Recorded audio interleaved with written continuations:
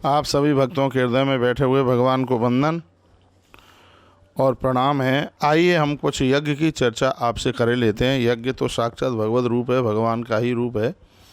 मैं भी अभी अपना नित्य का यज्ञ करने से ही फ्री हुआ हूँ, तो कुछ यज्ञ की बातें बताई जा रही हैं, उन्हें आप सुन लें। बहु यज्ञ विधिम सम्यक देव्या तस्या समन्ततः श्रुत्वा करोम्यहम स्वामिन यथाशक्ति यतीन्द्रियतः। राजा बोले कि हे स्वामी, अब आप उस देवी मैया के यज्ञ की विधि के बारे में बताएं। उसे सुनकर मैं यथाशक्ति प्रमाद रहित होकर यह यज्ञ में अवश्य करूँगा, संकल्प लेता हूँ इस बात का। उस यज्ञ की पूजा की विधि क्या है, मंत्र होम की द्रव्य सामग्रियाँ क्या हैं, ब्राह्मण कितने और दक्षिणा, इन सभी के बारे में आप निसंकोच होकर के बताइए। आपके चरणों में हम प्रार्थना करके आपसे पूछते हैं। तब भगवान व्यास कहते हैं, हे राजन शणु राजन प्रवक्ष्यामि देव्या यज्ञम वेदानता। हे राजन, अब हम आपको देवी मैया के यज्ञ के विधान की बात करते हैं, जिसको आप सुन लीजिएगा। यज्ञ 3 प्रकार का होता है, सात्विकम राजसम चैव तामसम च तथा परम। मुनीनाम सात्विकम प्रोक्तम नृपाणम राजसम स्मृतम। मैं आप सबको कहना चाहूँगा, पूरा कार्यक्रम ये लाइव है, भले ही ऊपर लाइव ना लिखा हुआ हो, लाइव है कार्यक्रम। आज अष्टमी है और आज तारीख 16 तारीख हो गई है। दिन क्या है? मंगल है, बुधवार तो नहीं। आज मंगलवार का दिन है और आप सत्संग टीवी पर तुलसी तपोवन यूट्यूब चैनल पर पूरे कार्यक्रम को आप सुन पा रहे हैं। तो 3 प्रकार के यज्ञ हैं, कहा गया है। एक यज्ञ सात्विक है, दूसरा राजस है और तीसरा तामस यज्ञ के नाम से जाना जाता है। मुनियों का जो यज्ञ है वो सात्विक यज्ञ कहलाता है, राजाओं का जो यज्ञ है वो राजस यज्ञ कहलाता है और राक्षसों का जो यज्ञ है वो तामस यज्ञ कहलाता है। इसलिए यज्ञ के 3 भेद बताए गए हैं। ज्ञानियों ने यज्ञों की बड़ी बड़ाई और प्रशंसा की है। ज्ञानियों के लिए ज्ञान यज्ञ भी एक बहुत बड़ा यज्ञ है। अब हम आपसे विस्तार पूर्वक इसका वर्णन करते हैं। जहाँ यज्ञ किया जाता है वहाँ देश काल द्रव्य मंत्र ब्राह्मण तथा श्रद्धा, ये सब सात्विक हों, उसे सात्विक यज्ञ कहते हैं। देश, तीर्थों में यज्ञ करोगे, जगह की बड़ी महिमा है, बड़ी विशेषता है। तीर्थों में यज्ञ होता है, सात्विक भूमि में यज्ञ होता है, तो उसकी बड़ी महिमा है। और एक है समय, जैसे नवरात्रा के समय पर यज्ञ चल रहा है तो निश्चित रूप से इसकी महिमा ज़्यादा है। वर्णन ही किया गया है कि देश काल यानी समय, द्रव्य, मंत्र और ब्राह्मण और श्रद्धा, ये चीज़ें यज्ञ में प्रमुख हैं और यज्ञ में इन चीज़ों को देखा जाता है। हे राजन, यदि द्रव्य शुद्धि है, क्रिया शुद्धि और मंत्र शुद्धि है तो यज्ञ के परिणाम शीघ्र ही घोषित होते हैं, उसमें बिल्कुल देर नहीं लगती। द्रव्य शुद्धि, क्रिया शुद्धि और मंत्र शुद्धि, तो उसके परिणाम बहुत अच्छे निकलते हैं और उसके फल की प्राप्ति अवश्य में होती है। इसलिए यज्ञ में अपनी तीनों चीज़ों को शुद्ध कीजिए।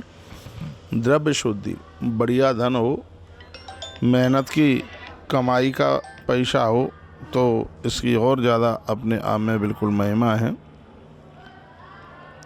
तो सबसे पहले तो इसमें द्रव्य शुद्धि है, उसके बाद क्रिया शुद्धि और उसके बाद में मंत्र शुद्धि। तीनों की शुद्धि की आवश्यकता है, तब पूर्ण फल की प्राप्ति होती है। इसमें कोई भी संशय वाली बात नहीं है। अन्याय के द्वारा उपार्जित किए गए धन से यदि पुण्य कार्य किया जाता है तो इस लोक में यश की प्राप्ति नहीं होती और परलोक में भी उसका कोई भी फल प्राप्त नहीं होता। तो अन्याय के द्वारा जो धन प्राप्त किया गया है, कोई उसका मतलब ही नहीं है। इससे न्यायपूर्वक उपार्जित धन से ही सदा पुण्य कर्म सत्कर्म करने चाहिए। ऐसा कार्य इस लोक में कीर्ति तथा परलोक में आनंद देने वाला होता है। न्याय से धन कमा करके और उसके ही द्वारा यदि यह कार्य किया जावे तो और ज़्यादा बढ़िया। हे राजेंद्र, आपके सामने इसका प्रत्यक्ष प्रमाण, पांडवों ने यज्ञ में उत्तम राजस्वी यज्ञ किया था, जिसकी समाप्ति पर उन्होंने श्रेष्ठ दक्षिणा भी दी थी सबको, जिसमें महामनुष्य यादविंद साक्षात भगवान श्री कृष्ण विद्यमान थे और भारद्वाज आदि मूलतः विद्यानिष्ठ ब्राह्मणों ने जिस यज्ञ का संपादन किया था, उस यज्ञ को विधिवत संपन्न करने के पश्चात 1 मास के भीतर ही पांडवों को महान कष्ट प्राप्त हुआ, कठोर वनवास भोगना पड़ा। द्रौपदी का अपमान हुआ, युधिष्ठिर जुआ में हार गए, पांडवों को वनवास हुआ और उन्हें तरह तरह के घोर कष्ट मिले। तब यज्ञ से होने वाला फल कहाँ चला गया, ये बात कही गई है। बहुत सुनने के लायक बात है। पीड़नशैव पांचाल्या तथा धूते पराजय वनवासो महत् कष्टम क्वा गतम खजम फलम। तो कहाँ चला गया यज्ञ का फल? तो कहा दासस्त्वंश विराटस्य कृतम सर्वमात्मभि कीचकेन प्रकृष्टा द्रौपदी च प्रमुक्ता। महामनस्वी पांडवों को राजा विराट की दासता स्वीकार करनी पड़ी। नारियों में श्रेष्ठ द्रौपदी को कीचक ने प्रताड़ित किया। उस संकट काल में विशुद्ध हृदय वाले ब्राह्मणों के आशीर्वाद कहाँ चले गए और कृष्ण की भक्ति कहाँ चली गई? ये कहा गया है, भक्तिर्वा वासुदेवस्य क्वा गता तथा संकटे। ये बात कही गई। इस चैप्टर को थोड़ा ठीक से सुन लें। जिस समय परम सुंदरी पतिव्रता द्रौपदी के बाल पकड़ करके उसे घसीटा गया, उस समय उस बेचारी की रक्षा किसी ने क्यों नहीं की? जिस यज्ञ में देवाधीश भगवान श्री कृष्ण रहे हों और जिस यज्ञ के कर्ता धर्मराज स्वयं युधिष्ठिर हों, उस यज्ञ का विपरीत फल मिलने का कारण अवश्य ही धर्म अनुष्ठान में कोई कमी रह गई, ऐसा समझना चाहिए। उस यज्ञ में जरूर कोई कमी रह गई। किमत्र चिंतयेतेयं वै धर्म गुण कारणम केशवा सतदेवेश धर्मपुत्र युधिष्ठिर भवित्यामिति प्रोक्तम निष्फलम स्यात्मागत वेद मंत्रास्तान्ये वितथा शिवर संशय। कहा गया कि जिस यज्ञ में देवादिदेव भगवान श्री कृष्ण थे, निश्चित रूप से ऐसा समझ लेना चाहिए कि उस अनुष्ठान में कहीं कोई न कोई कमी रही। यदि कहा जाए कि प्रारब्ध ही ऐसा था तो सभी साथ निष्फल हो जाएंगे और वेद मंत्र तथा अन्य धर्म ग्रंथ सब निरर्थक हो जाएंगे, इसमें संशय नहीं है। कहा गया है कि यदि कहीं बहुत जल्दी में, आलस्य में, प्रमाद में, यदि कहीं धार्मिक अनुष्ठानों में त्रुटि होती है तो उसके परिणाम बिल्कुल विपरीत होते हैं। जैसे यज्ञ में इतना आवेश, इतना क्रोध आया कि जिसमें शिशुपाल की हत्या हो गई। यज्ञ ने तामसी रूप धारण कर लिया।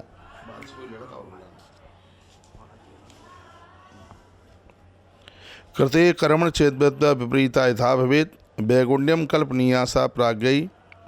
पंडित मौलवी, कर्म करने पर भी यदि विपरीत परिणाम प्राप्त होता है तो पंडित शिरोमणि विद्वानों को सोचना चाहिए कि कार्य करने में कहीं कोई कमी अवश्य रह गई है। देखो, मुझे ये बात इतनी अच्छी लग रही है कहने में। क्या कहा? कृते कर्मण चेद्वस्त विपरीता यथा भवेत्। कर्म करने पर भी यदि विपरीत परिणाम प्राप्त होता है तो पंडित शिरोमणि विद्वानों को सोचना चाहिए कि कार्य करने में कहीं अवश्य कोई कमी रह गई है और उस यज्ञ में कुछ ऐसा ही हुआ था। कर्मशील विद्वानों ने कर्तभेद, मंत्र भेद तथा द्रव्य भेद से उस कर्म को अनेक प्रकार वाला बताया गया है। पूर्व काल में इंद्र ने यज्ञ में आचार्य के रूप में विश्वरूप का वर्णन किया था। उस विश्वरूप ने अपने मातृपक्ष के दानवों के इतरात विपरीत कार्य किया। देवताओं तथा दानवों दोनों का कल्याण हो, ऐसा बार बार कहकर उसने मातृपक्ष को, जो कि असुर थे, उनकी भी रक्षा करी। कोपित होकर के इंद्र ने उनको मार डाला। कहा गया, एक तो जो आचार्य यज्ञ करा रहा है उसकी भावना ठीक होनी चाहिए, एक मंत्र का उच्चारण ठीक होना चाहिए, एक द्रव्य ठीक होना चाहिए। कितनी सुंदर बात कही है कि यज्ञ में जिस संविदा को भी आप प्रयोग में ले रहे हैं, पहले उसको ठीक से देखिए, उसमें कहीं कीड़े मकोड़े तो नहीं है। जिस सामग्री को आप आहूत कर रहे हैं उसको भी आप देखिए कि वो शुद्ध साफ सुथरी है कि नहीं, उसमें भी तो कहीं कीड़े मकोड़े नहीं है। नहीं तो उसके थोड़ा दर्द नहीं तो उसके परिणाम हैं वह अपने आप में बिल्कुल विपरीत निकल जाएंगे। इससे यह निस्संदेह सिद्ध होता है कि कहीं न कहीं बिल्कुल त्रुटि होने पर उसके परिणाम बिल्कुल विपरीत निकलते हैं। अतः निपश्रेष्ठ युक्तिपूर्वक किया गया कोई भी कार्य हर प्रकार से सिद्धि प्रदान करता है। युक्तिपूर्वक न किया गया कार्य सर्वथा विपरीत फल ही देने वाला होता है।